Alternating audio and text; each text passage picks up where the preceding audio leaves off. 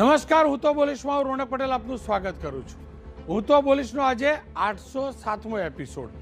807મા આ એપિસોડમાં બે મુદ્દા છે.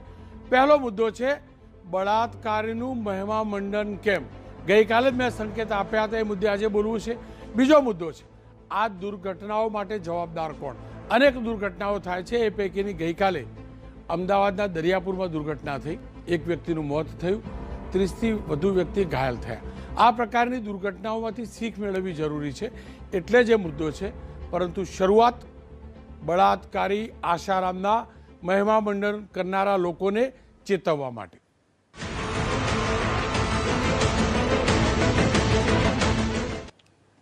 ગઈકાલે અષાઢી બીજ હતી. રાજભરમાં અનેક ઠેકાણે જગતના નાથ ભગવાન જગન્નાથની રથયાત્રાઓ નીકળી. પવિત્ર દિવસ, પવિત્ર રથયાત્રા, અનેક લોકોએ દર્શન કર્યા, લાખો શ્રદ્ધાળુઓએ દર્શન કર્યા. આવી જ યાત્રા છોટાઉદેપુરના બોડેલીમાં નીકળેલી. પરંતુ અહીંયા લોકોને ભગવાન જગન્નાથના દર્શનની સાથે સાથે આ દરિંદાના દર્શન કરવા પડ્યા. જી હા, હું એટલે કહું છું કે આશારામ બળાત્કારનો આરોપી માત્ર નથી, બળાત્કારના 2 કેસનો દોષી છે, 2 કેસનો. અને ગઈકાલે બોડેલીની અંદર ભગવાન જગન્નાથની જે રથયાત્રા નીકળી, એમાં આયોજકોએ એક પ્લોટ આપ્યો હતો, યોગ વેદાંત સમિતિ, કે જેનું સંચાલન આશારામના લોકો કરે છે. આપ જોઈ શકો છો એ દ્રશ્યો. ભગવાન પહેલાં નીકળે છે રથની અંદર, અને ત્યારબાદ આશારામની તસવીર સાથે આ પ્લોટ તૈયાર કરાયો અને આશારામને નગરચર્યા કરાવવામાં આવી. વિધિવત રીતે પરમિશન આપવામાં આવી હતી, પોલીસ પ્રશાસને પરમિશન આપી હતી, રથયાત્રાની પરમિશન હતી. અને તપાસ કરતાં આજે ખબર પડી કે આ પહેલું વર્ષ નથી, આ તો બીજું વર્ષ છે. આ બીજા વર્ષે આ સાહેબ કે જેમને બે જગ્યાએ, એક તો જોધપુરની કોર્ટે વિશેષ અદાલતે અને આપણી ગુજરાતની જ ગાંધીનગરની અદાલતે સુરતમાં આશારામની સાધિકા, એની ઉપર આશારામે બળાત્કાર કર્યો હતો. એ જ રીતે જોધપુરના કેસની અંદર તો સગીરા ઉપર આ સો કોલ્ડ કહેવાતા આશારામ, સંત આશારામ બાપુએ બળાત્કાર કર્યો હતો. હું ફરીથી કહું છું, આરોપી નથી, દોષી છે. આપણી જ હિન્દુસ્તાનની અદાલતે આને દોષી કરાર કર્યો છે. એટલું જ નહીં, સુપ્રીમ કોર્ટ સુધી કોઈએ પણ આને જમાનત નથી આપી, કારણ કે તમામ અદાલતોએ આ ગુનાને ઘણો ગંભીર અને સંગીન ગુનો ગણ્યો છે. આ વ્યક્તિનું મહિમા મંડન થાય, અને આ પહેલી વાર નથી. ડબલ વિન્ડોમાં બતાવીશ, મહીસાગરની અંદર, આપણા ગુજરાતમાં જ આ જ બળાત્કારીની આરતી થયેલી. અને આરતી પણ ક્યાં? મા સરસ્વતીના મંદિરની અંદર. મહીસાગર જિલ્લાની એક શાળાની અંદર 14 ફેબ્રુઆરી, હજી લાંબો સમય ગયો નથી, અહીંયા શિક્ષકોએ આરતી કરી, વિદ્યાર્થીઓની હાજરીમાં બળાત્કારની હાજરી. ખુરશી સજાયેલી જોઈ લો આશારામની, અને બાજુમાં મા સરસ્વતીની સાદી ખુરશી જોઈ લો. આ મહિમા મંડન કેમ? એક બળાત્કારીની આરતી તો ઠીક, એની તસવીર લગાવવાની કોઈ હિંમત કેવી રીતે કરી શકે? અને હું ફરીથી કહું છું, બે અદાલતોએ 2 અલગ અલગ કેસમાં આને બળાત્કારનો દોષી સાબિત થયો છે આ વ્યક્તિ. અને જેને સંત માનવો હોય માને, એને મુબારક. પણ મારા ગુજરાતની પવિત્ર ભૂમિ ઉપર પવિત્ર દિવસે એની યાત્રામાં એને સામેલ કરવામાં આવે, એની તસવીર સામેલ કરવામાં આવે. મારા ગુજરાતની એક શાળાની અંદર મા સરસ્વતીનું અપમાન કરી તમે આશારામ માટે આસન બિછાવો, ખુરશી બિછાવો, અને કોઈ બોલે નહીં, કોઈ કાર્યવાહી નહીં. મહીસાગરમાં એબીપી અસ્મિતાના આ જ કાર્યક્રમમાં અમે લોકોએ ક્લિયર સ્ટેન્ડ લીધેલું. ત્યારબાદ શિક્ષકોની બદલી કરાયેલી. પણ મને પછી તો એ પણ ખબર પડી કે કેટલાક અધિકારીઓ આ જ વિભાગ સાથે જોડાયેલા, આ જ સો કોલ્ડ બાપુના, જેની ઉપર 2 બળાત્કારના દોષ છે, અપરાધ છે, એનું સ્ટેટસમાં પણ આ સાહેબની તસવીર મૂકવામાં આવે. આવું કેવી રીતે હોઈ શકે? આપણી અદાલતના આદેશ જ્યાં સ્પષ્ટ છે કે આ ગુનેગાર છે, તો રોડ ઉપર પવિત્ર દિવસે કેવી રીતે એને તસવીર સાથે પ્લોટ બની શકે? કેવી રીતે એક શાળાની અંદર તેની આરતી થાય? અને કેમ કોઈ ન બોલે? એટલે ન બોલે કે આના પંટરિયાઓએ બહુ બધા લોકો ઉપર હુમલા કરેલા છે. કેટલા લોકો ઉપર હુમલા કર્યા છે એના છેલ્લા ચપાટાએ. અને એને પરમિશનમાં યાત્રાની અંદર ચાલે. અને ત્યારબાદ એબીપી અસ્મિતાના સંવાદદાતાએ આયોજકની પ્રતિક્રિયા લીધી. ડીવાયએસપીની પણ પ્રતિક્રિયા લીધી. આયોજક મહોદયનું કહેવું એમ હતું કે આ વેદાંત સમિતિ તો બહુ સારા કામ કરે છે, લોકોને જ્ઞાન આપે છે. આનું જ્ઞાન આપશે, આનું જ્ઞાન આપશે, આના પ્રચાર પ્રસાર માટે સમિતિઓ ચાલશે, આના પ્રચાર પ્રસાર માટે યાત્રાઓની અંદર એનો તસવીર સાથેનો પ્લોટ નીકળશે. એટલે લાગ્યું બોલવું જોઈએ. અને આયોજકે શું કહ્યું એ પણ સાંભળી લેજો. યોગ વેદાંત સમિતિ ટ્રસ્ટ તરીકે હરિઓમ પરિવાર દ્વારા ચલાવવામાં આવે છે. એ લોકોના ઘણા બધા ધાર્મિક કાર્યો હોય છે, સેવાના કામો હોય છે. એટલે અમે એમને આમંત્રણ આપેલું છે અને એ લોકો એમાં જોડાયા છે.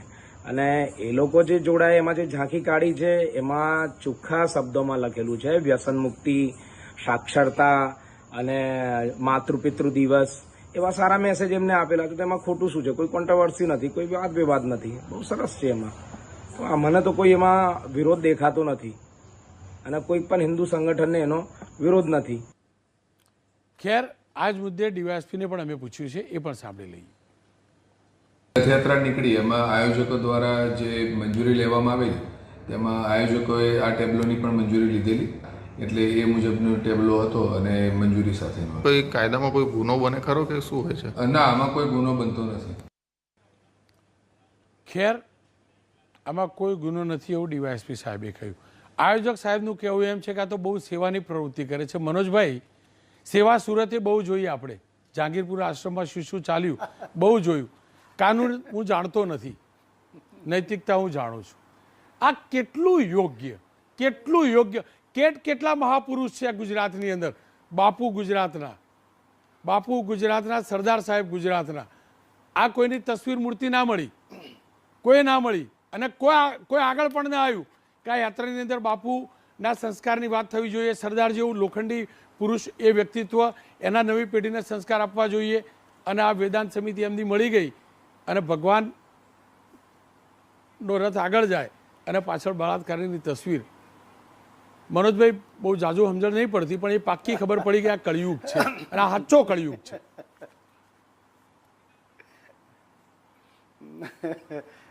રોનકભાઈ, આમાં કળિયુગ જેવું કંઈ છે નહીં. આ પાખંડીઓને હકીકતમાં પ્રોત્સાહન કોણ આપે છે? આ જ આસારામ બાપુ પાછળ આપણા પોલિટિશિયનો ગાંડા હતા, ભારતીય જનતા પાર્ટીના પોલિટિશિયનો ગાંડા હતા, વાજપેયી પણ એમની સભામાં ગયા હતા, રાજનાથ પણ એમની સભામાં ગયા હતા, નરેન્દ્રભાઈ પણ એમની સભામાં ગયા હતા. મીન્સ કે આપણે ત્યાં પાખંડીઓ પૂજાય છે.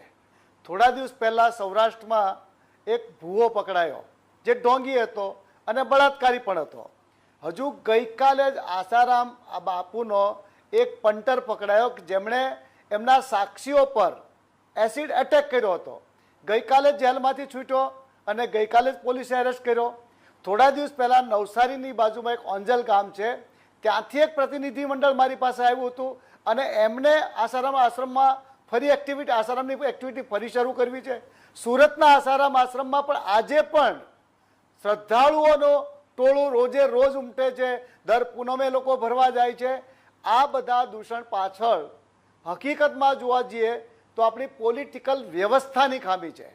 આપણી જ પોલિટિકલ વ્યવસ્થા એ લોકોને પ્રોત્સાહન આપે છે અને પ્રોત્સાહન એટલા માટે આપે કે એમની સાથે જે સંકળાયેલો અંધશ્રદ્ધાળુઓનો વર્ગ છે એમના વોટ જોઈએ છે. અને જ્યાં સુધી આ વોટનું રાજકારણ ખતમ નહીં થાય ત્યાં સુધી આવા પાખંડીઓ પૂજા જ કરવાના. અત્યાર સુધીમાં અનેક ભુવાઓ, પણ મનોજભાઈ, અનેક ઢોંગી લોકોએ મહિલાઓને હાજી મનોજભાઈ જુઓ, હલો, જ્યારે બળાત્કાર કર્યાના અસંખ્ય. મનોજભાઈ, જ્યારે નેતાઓ જતા હતા એટલે તો આરોપ નહોતા લાગ્યા, ત્યારબાદ આરોપ પણ લાગ્યા, કાર્યવાહી પણ થઈ અને બળાત્કારી જાહેર થયો. અને બીજું આપ જે અંજલના આશ્રમની વાત કરો છો ને, હું જોડે ઊભો રહીને માપ લેવડાયેલું, નદી કિનારે બનેલું હતું, ગેરકાયદેસર બનેલું હતું સુરતની જેમ જ. અને મેચ સવારે 6 વાગે લાઈવ કરેલું, બુલડોઝર ફરતું. પણ મારો સવાલ એ છે કે બળાત્કારનો દોષી એની યાત્રા કાઢવી, એને પરમિશન આપવી, શું આ આપણા કાનૂનનું અપમાન નથી? કાનૂનનું નહીં, સનાતન ધર્મનું અપમાન છે, માત્ર કાનૂન નહીં. ખરેખર તો ડીવાયએસપીએ એમને મંજૂરી આપી ત્યાર પહેલા એની તપાસ કરવાની જરૂર કે યોગ વેદાંત સમિતિ શું છે. આખું હિન્દુસ્તાન જાણે છે આખું ગુજરાત જાણે છે કે આ સમિતિના નેજા હેઠળ ઘણું બધું આવું બધું ચાલતું આવ્યું છે, ચાલી રહ્યું છે. તો ડીએસપી આંખ બંધ કરવાની જરૂર નહીં હતી. એમના જે ઓર્ગેનાઇઝર હતા એમને તમે જો એમના શબ્દો સાંભળો કે એમને આમાં કંઈ ખોટું લાગતું નથી, કોઈ હિન્દુ સંગઠનોનો વિરોધ નથી. એટલે હિન્દુ સંગઠનો વિરોધ કરે તો જ બળાત્કારીની પૂજા નહીં કરવાની. બળાત્કારીના જ્યારે આયોજન થયું, બળાત્કારની રથયાત્રામાં બળાત્કારીનો ફોટો મૂકીને વાસ્તે ગાસ્તે કાઢવામાં આવ્યો, તો ત્યાં બંદોબસ્તમાં હતી તો પોલીસે શું કર્યું? જો પોલીસને એમાં કાયદાનો ભંગ દેખાયો નહીં, પોલીસ અધિકારીનો જો એમાં કાયદાનો ભંગ દેખાતો ન હોય તો મારા ને તમારે જેવા સામાન્ય માણસો યાત્રામાં જોડાવાના. કારણ કે આસારામ બાપુની સાથે અનેક ગુનાઓ સંકળાયેલા છે. અત્યાર સુધીનો આપણે ઇતિહાસ તપાસીએ તો 2 કેસમાં એમને સજા કરવામાં આવી છે, આજીવન કેદની સજા કરવામાં આવી છે, અને એ કન્વિક્ટેડ છે, એટલે કે જાહેર થયેલો ગુનેગાર છે. અને તેમ છતાં જો તેમની આરતી પૂજા થતી હોય તો એમને માટે ખરેખર તો પ્રતિબંધિત પરિપત્ર બહાર પાડવા જોઈએ. કાયદામાં એને માટે પ્રોહિબિશન, જે અટકાયતી પગલાં ભરવા જોઈએ તે ભરવા જોઈએ. તો દક્ષિણ ગુજરાતમાં પણ આ પ્રવૃત્તિ ચાલે છે. છોટાઉદેપુરના જે આંતરિયાળ પ્રદેશો છે, જે ઇન્ટિરિયર પ્રદેશ છે, કે જ્યાં આદિવાસી લોકો રહે છે, જે બિચારા ભોળા લોકો છે, નિર્દોષ લોકો છે, જેમને ગેરમાર્ગે દોરવામાં આવે છે, અને અંધશ્રદ્ધાના નામે આ બધું પ્રવૃત્તિ ચાલી રહી છે. એ રોકવાનું કામ સરકારનું છે, મારું ને તમારું નહીં. કોઈ પણ ખૂણામાં એક દારૂની બોટલ બી મળે ને જો આખી પોલીસ દળ ત્યાં પહોંચી જતી હોય તો આ જે પ્રવૃત્તિ થઈ રહી છે એને એનકેન પ્રકારે પાછલે બારણે પ્રોત્સાહન મળી રહ્યું છે. અને પ્રોત્સાહન ગુનેગાર, બાપુ ગુનેગાર જાહેર થયા ત્યાર પહેલાંની સ્થિતિને પણ અવગણી શકાય નહીં. અત્યારે હમણાં જ જે આપણે ગુજરાતમાં એક બાબાને આપણે જોયા, અને એમની પાછળ, એના આયોજન પાછળ કોણ હતા એ પણ આપણે વિચારવું જોઈએ. આ બધી પ્રવૃત્તિઓ જે ચાલી રહી છે એ અનનોન નથી, ખાનગી નથી. હું ને તમે બૂમ બરાડા પાડીએ, ગમે તેટલી ટીકા ટિપ્પણી કરીએ, પણ જ્યાં પેલો સ્વાર્થ આવે છે ત્યાં આવા બાવાઓ વખતો વખત પેદા થતા રહેશે, મરતા રહેશે, એના અનુયાયીઓ પણ પેદા થતા રહેશે. જ્યાં સુધી અંધશ્રદ્ધાને દૂર કરવામાં, કાયદાથી દૂર કરવામાં નહીં આવે. માત્ર ધર્મના ભાષણો કરવાથી કે સાધુ મહાત્માને ઉતારવામાંથી નહીં ચાલે.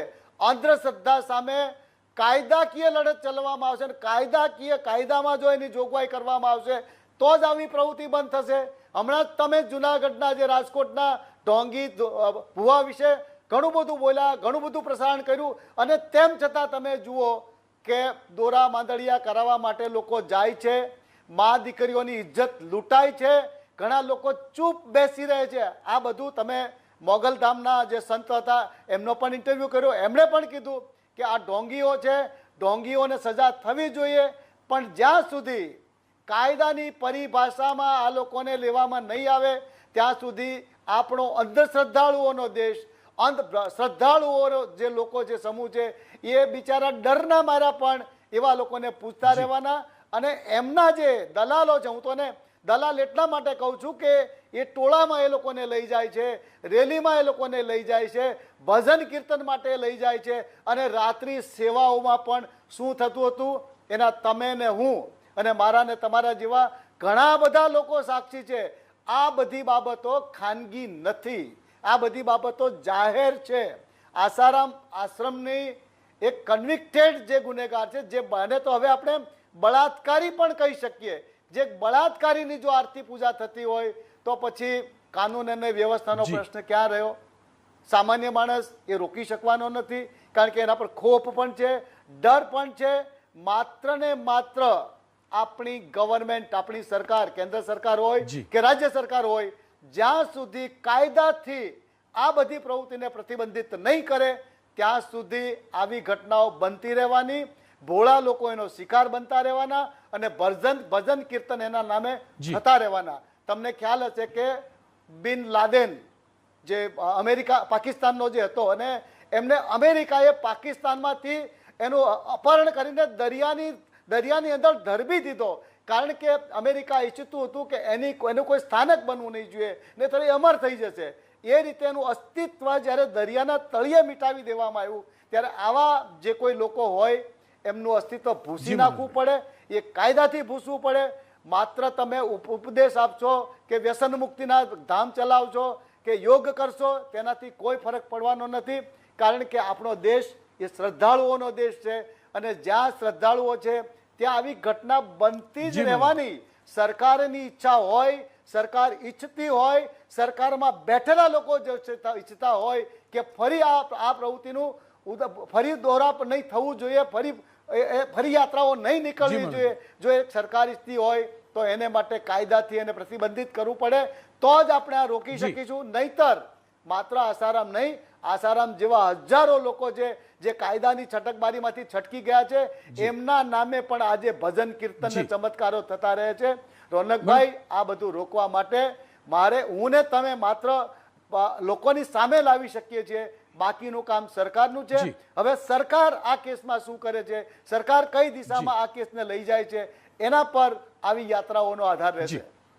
ચૈતન્ય સમૂહ મહારાજજી મારી સાથે જોડાયા છે. ચૈતન્ય સમૂહ મહારાજજી, સ્કૂલની અંદર આશારામની આરતી, આસુમલ મારા ભગવાન જગન્નાથની યાત્રાની અંદર ભગવાનની મૂર્તિની પછી એનો ટેબલો, ઘણીવાર એવું થાય કે હું ક્યાંક આવું કરતાં કરતાં કરતાં આ સનાતન હિન્દુ સંસ્કૃતિનો દુશ્મન તરીકે ના ગણી જાઉં.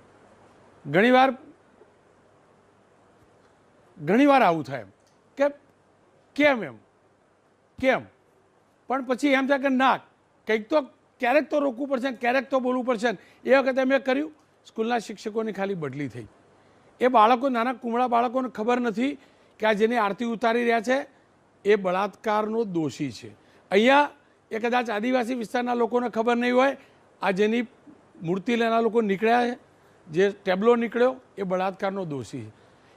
આપ શું માનો છો? કેમ કે આપ સંત છો, અને હું ફરીથી કહું છું, સંતોની પવિત્રતા ઉપર ક્યારે સવાલ ન ઉઠે, ક્યારે, કારણ કે આ સંતોની ભૂમિ છે, સંતોએ સંસ્કારોથી સિંચેલી ભૂમિ છે. પણ સંત શબ્દ આવા આસુમલ જેવા લોકોને પણ મળે છે અને એને પ્રમોટ પણ કરવામાં આવે છે. ક્યારે અટકશે?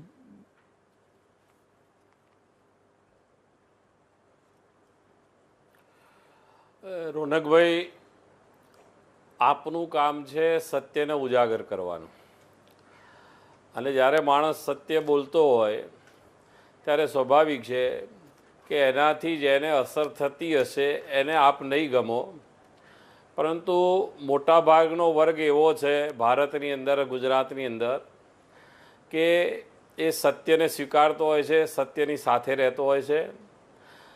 હું તો બોલીશના એપિસોડમાં આપે અનેક વખત ખૂબ હિંમતપૂર્વક સત્યને બતાવવાનો પ્રયત્ન કર્યો છે, બદલ હું આપને અભિનંદન આપું છું. આજનો જે આ કાર્યક્રમ છે એ પણ મારી દૃષ્ટિએ એક નિડર પત્રકારની ફરજ આપ અદા કરી રહ્યા છો.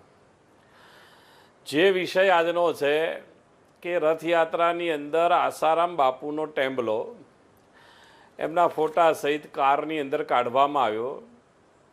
સવારના પોરમાં એક વર્તમાન પત્રની અંદર મેં આ ફોટો જોયો એટલે મને પણ આશ્ચર્ય થયું, મને પણ દુઃખ થયું કે ભગવાન જગન્નાથજીની રથયાત્રાની અંદર જેને કોર્ટ દ્વારા દોષિત ઠેરવવામાં આવ્યા છે, અને હમણાં જ મિસ્ત્રી સાહેબે કહ્યું કે ભાઈ એમને જામીન પણ નથી મળ્યા, આપે પણ કહ્યું કે સુપ્રીમ કોર્ટ સુધી કોઈ પણ કોર્ટે જામીન નથી આપ્યા, અને જેના ઉપર દોષ પુરવાર થયો છે એનું મહિમા મંડન થાય એટલે સ્વાભાવિક છે કે આપણને દુઃખ થાય ને દુઃખ થવું જોઈએ.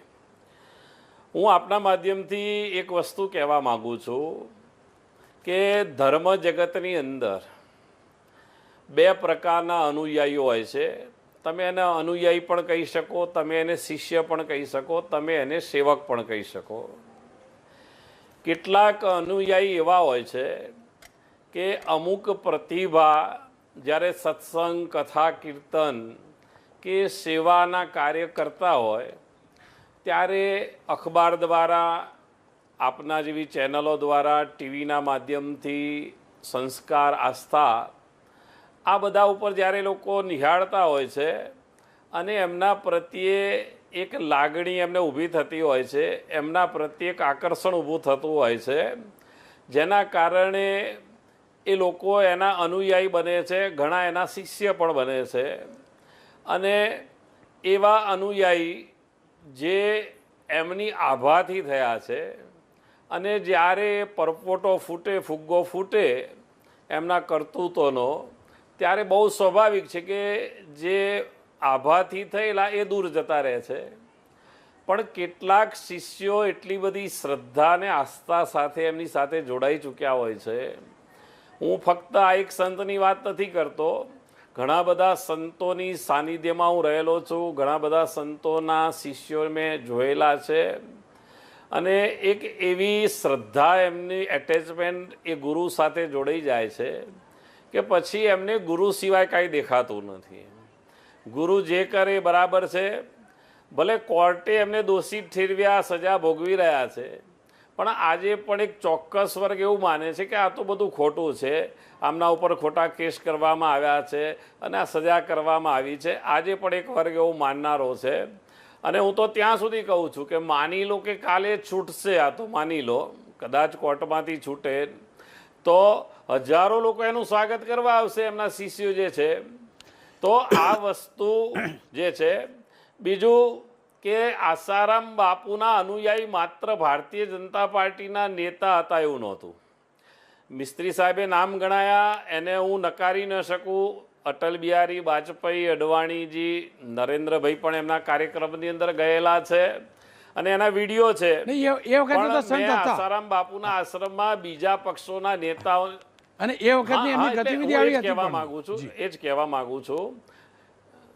હા, એટલે જ્યાં સુધી તમારી ગતિવિધિ કોઈને ખબર નથી, કોઈના કપાળ ઉપર નથી લખેલું કે આ અંદર શું કરે છે, ત્યાં સુધી કોઈ પણ માણસ હોય એ ધાર્મિક કાર્ય કરતો હોય, એ ધર્માંતરની જે વટાળ પ્રવૃત્તિ હતી એના માટે આદિવાસી વિસ્તારમાં બહુ સારું કામ કરતા હતા, હિન્દુત્વ માટે પોતે બોલતા હતા, એટલે સ્વાભાવિક છે કે એનાથી આકર્ષાઈ કોઈ પણ નેતા જાય. મેં કહ્યું કે અન્ય પાર્ટીના નેતાઓને મેં દંડવત કરતા એમના આશ્રમની અંદર જોયેલા છે. હું પણ 2-4 વખત મળેલો છું, નથી મળ્યો એવું નહીં. હું પણ કબૂલું છું કે હું પણ એમને 1-2 વખત મળેલો. જ્યારે એમના આશ્રમની અંદર બાજુમાં પ્રબોધ રાવલ સાહેબનો આશ્રમ હતો અને બંને વચ્ચે ગોળીબાર થયેલો, ત્યારે અમે પરિષદના લોકો એમને મળવા ગયેલા. ત્યારે એવું કંઈ ખબર નહોતી કે આ પ્રવૃત્તિ અહીંયા ચાલતી હશે. અને જ્યારે પ્રવૃત્તિ બહાર પડી પછી કોઈ પણ રાજકીય કોઈ પણ પાર્ટીનો નેતા હોય એ ત્યાં ન જાય, એ સ્વાભાવિક વસ્તુ છે, કારણ કે એને ખ્યાલ આવ્યો કે આ વ્યક્તિત્વ આવું છે અને આવું કરે છે એટલે ન જાય. એ તો હશે, ભૂતકાળ છે અને ભવિષ્યની અંદર પણ આવી કદાચ ઘટનાઓ બને, આપણે કોઈને જાણતા નથી. આજે અંધશ્રદ્ધા એટલી કક્ષાએ જઈ રહી છે કે લોકો ભગવાન કરતાં ભગવાનના ભક્ત એટલે જે ભગવાનની ભક્તિ કરે છે ભગવાનને મેળવવા માટે, અને એવું માને છે કે આમના પગ ધોવાથી, આમની ચરણની સેવા કરવાથી કે આમના આશ્રમમાં સેવા કરવાથી અમારા બધા દુઃખ દર્દ દૂર થઈ જશે, આવું ઘણા માનતા હોય છે. ગુરુ પ્રત્યે શ્રદ્ધા હોય, ગુરુ પ્રત્યે ભાવ હોય, પણ હું માનું છું કે ગુરુ પ્રત્યેનું ગાંડપણ એ આપણને ઘણી વખત નુકસાન કરતું હોય છે. તમે અંધશ્રદ્ધાપૂર્વક એની સાથે જોડાઈ ન શકો અને એનું પરિણામ આ જે ઘટના છે એના માટે હું કહેવા માગું છું કે અમદાવાદની જે રથયાત્રા છે એમાં લગભગ 101 ટ્રક નીકળે છે અને એ ટ્રકની અંદર જે આપે કહ્યું એમ આપણા જે પૂર્વની અંદર મહાન પુરુષો થઈ ગયા છે, એના ફોટોઝ હોય છે, એના સૂત્રો હોય છે, જે ધર્મ સાથે, રાષ્ટ્ર સાથે, સંસ્કૃતિ સાથે જોડાયેલા છે, ભગવાનની ઝાંખીઓ ત્યાં આગળ હોય છે. આ બધું અમદાવાદની રથયાત્રામાં જોવાય છે. આ બોડેલીમાં આપે કહ્યું કે આ બીજી વખત થઈ રહ્યું છે. ગઈ વખતે પણ હતું, આ વખતે પણ હતું. અધિકારીએ કાયદાની રૂએ ડીવાયએસપી આપણને જવાબ આપ્યો કે ભાઈ અમારી પાસે એવી કોઈ કલમ નથી કે આને અમે રોકી શકીએ.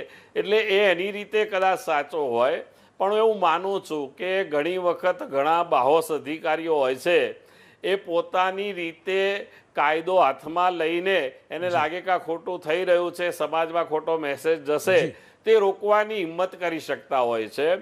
બીજું સ્કૂલની વાત આપે કરી અને જે ભાઈએ આ કાર્યક્રમ કરેલો કે જે સંસ્થા દ્વારા કરેલો એનો તો ઉત્તર આપણે જાણી લીધો, એને તો આમાં કંઈ ખોટું લાગતું નથી. એટલે ત્યાં આગળ એ ભેંસ આગળ ભાગવત કરવા જેવું છે એની પાછળ, કારણ કે હું માનું છું એમના જવાબ ઉપરથી કે એ પોતે આમના પાકા અનુયાયી છે.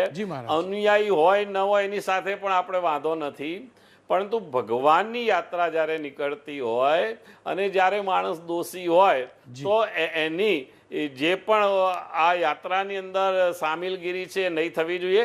આ કાલ નિર્દોષ છૂટી જાય, કોર્ટ એમને નિર્દોષ છોડી દે, ઉપલી કોર્ટમાં હા ના, પછી કદાચ એનું સન્માન કરે તો એની સામે બીજા કોઈને વાંધો ન હોય. જી ખેર, નરેન્દ્રભાઈ મારી સાથે જોડાય છે. નરેન્દ્રભાઈ, આપ શું માનો છો, આ કેટલું યોગ્ય, શું એક્શન હોવી જોઈએ?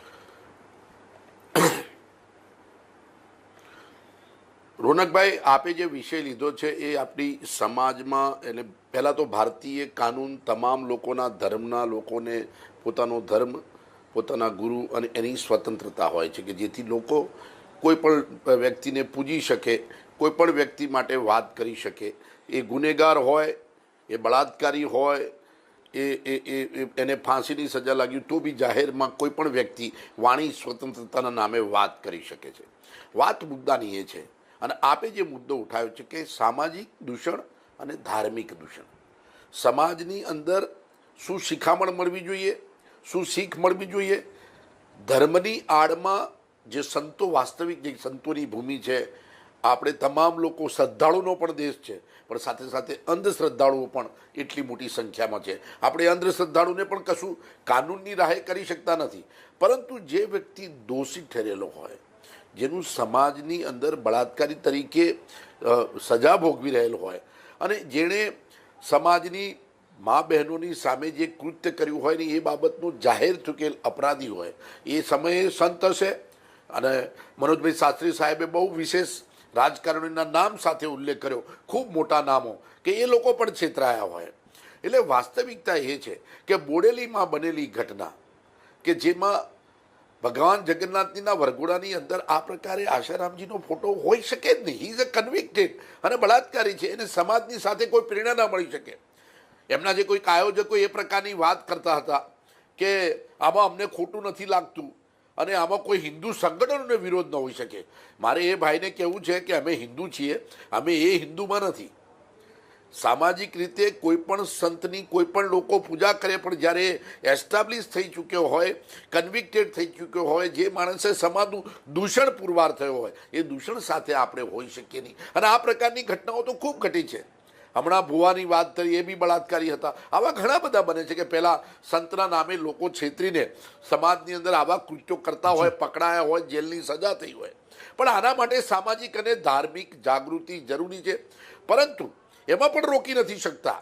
પરંતુ સરકારી તંત્ર બહુ મહત્વની બાબત હોય છે, દેશ બહુ મહત્વની બાબત હોય છે. કારણ કે વિવિધ પ્રકારના ધર્મો, વિવિધ પ્રકારના સંતો પાખંડો કરતા હોય ને એ પાખંડો સામે લોકોનું શોષણ થતું હોય અને એમાંથી બચાવવા માટે કાયદો આવતો હોય છે. અને જો એ પ્રકારે હમણાં ડીવાયએસપી બોલતા હતા કે અમને કંઈ અયોગ્ય લાગતું નહોતું, તો તમે બધા ડાકુઓ, લૂંટારાઓ, બળાત્કારીઓના બધા જ ફોટા લગાવીને જાહેરમાં ફરી શકાય? સામાજિક અને ધાર્મિક દૂષણ ફેલાવતા હોય, સમાજની અંદર જાહેરમાં અણછાતું વર્તન કરતા હોય, એના માટે કાયદો છે કે જેનાથી દુષ્પ્રેરણા મળતી હોય, દુષ્પ્રેરણા, એના માટે તો કાયદો છે. તમે આ પ્રકારના કૃત્યમાં ડીવાયએસપી ખુલાસો કર્યો કે અમને અયોગ્ય લાગતું નથી. સ્પષ્ટ રીતે સામાજિક અને ધાર્મિક રીતે આ પ્રકારે દૂષણ ફેલાવ્યું, દુષ્પ્રેરણા આપી, તો એ ડીવાયએસપી સામે પણ પગલાં લેવાવા જોઈએ. કારણ કે તમે જે પ્રેરણા સમાજની અંદર, હું તમને પણ કહેવા માગું છું રોનકભાઈ, તમે આ મુદ્દો લીધો છે, બહુ ગંભીર મુદ્દો છે. હમણાં શંભુ મહારાજે કહ્યું કે કાલે જેલમાંથી છૂટશે તો હજારો સમર્થકો જશે. એ સમર્થકો આપણે રોકી નથી શકતા. એ આપણી ધાર્મિક અંધશ્રદ્ધા છે. વાત આપણે મોડર્નાઇઝેશનની કરીએ છીએ, 21મી સદીની અંદર આપણે ખૂબ આગળ વધી ચૂક્યા છીએ, પરંતુ હજી પણ આપણો સમાજ અંધશ્રદ્ધામાં ડૂબેલો છે. સંતો મહાન છે, સંતોની વાણીઓ મહાન છે, સંતોમાંથી પ્રેરણા લેવી જોઈએ. અને કોઈ પણ દેશ, કોઈ બી ધર્મ એ રીતે જ બની શકે કે એના સંતો મહાન હોય, એમાંથી કે મહાન દેશના આપણા જે મહાત્મા ગાંધી, આવા દેશના મહાન સપૂતો હોય, રાજકારણીઓ હોય, બીજા શ્રેષ્ઠીઓ હોય, જેમાંથી આપણે પ્રેરણા લેવાની હોય. પરંતુ આ પ્રકારની ઘટનાને હું સખ્ત રીતે વખોડી કાઢું છું. બીજું, તમે કહ્યું સંતરામપુરમાં જે પ્રકારે મહીસાગરની અંદર માતા સરસ્વતીની બાજુમાં આશારામજીને મૂકવામાં આવે, એ તો ક્યારેય પણ સહન ન કરી શકાય. અને એમની સામે પણ સરકારે મહત્વની બાબત છે કે સરકાર જ એવું એક તંત્ર છે કે આવા દેશની અંદર કે જેમાં વિવિધ હજારો ધર્મ, હજારો સંતો, હજારો બોલીઓ, હજારો ભુવાઓ, તમામ લોકોમાં માનતા હોય અને એવામાં સામાજિક રીતે દુષ્પરિણામ મેળતી હોય, સમાજને ખોટું ઉદાહરણ પૂરું પાડતા હોય, આપણા બાળકોને ખોટી શિક્ષા મળતી હોય તો ચોક્કસથી આ પ્રકારના જે કૃત્યો છે એને રોકવા જોઈએ. ખેર આપ ત્રણેયનો આભાર. દુઃખ એ વાતનું છે કે મારા ગુજરાતની અદાલતે જેને બળાત્કારી ગણાવ્યો, મારા હિન્દુસ્તાનના રાજસ્થાનની અદાલતે જેને બળાત્કારી ગણાવ્યો, એ બળાત્કારીનું મહિમા મંડળ મારા ગુજરાતમાં થાય. હું નથી જાણતો કાનૂની રીતે કેટલું સાચું છે કેટલું ખોટું છે, પણ શું એક બળાત્કારીના નામની કોઈ સંસ્થા ચાલતી હોય વ્યસન મુક્તિના વાર્તાની, અને એનો મુખિયા જ બળાત્કારી હોય, એની તસવીર નીકળે. સાહેબ, જેને પણ પરમિશન આપ્યું એને મુબારક, તમને મુબારક. કમસે કમ હું આંખ અને મોઢું તો બંધ ના કરી શકું, અને હું બોલતો હતો, પહેલાં પણ બોલ્યો છું, હજુ પણ બોલીશ. આ પ્રકારની ગતિવિધિ ગુજરાતમાં રોકાવી જરૂરી છે. આજે આના આપ્યું, કાલ દાઉદને આપશો, એની બી કોઈ યાત્રા નીકાળશે. આ ધંધો ચાલશે. આ સરદારની ભૂમિ છે, આ સરદારની ભૂમિ છે, એ ના ભૂલશો. આ બળાત્કારી આશારામની ભૂમિ નથી. સંસ્કાર આપે એવા કામ એવા રાષ્ટ્રપુરુષો બહુ છે. એમનું મહિમા મંડળ નહીં, એમની પૂજા કરો, કરવી જોઈએ. આમની તસવીર બહુ ગમતી હોય ને તો ગળે લટકાઈ શર્ટની અંદર પહેરીને ફરો, ગાડીઓ ઉપર લઈને નહીં. ખેર એક વિરામ લઈશ. વિરામ બાદ વાત કરીશ દુર્ઘટનાઓ માટે જવાબદાર કોણ.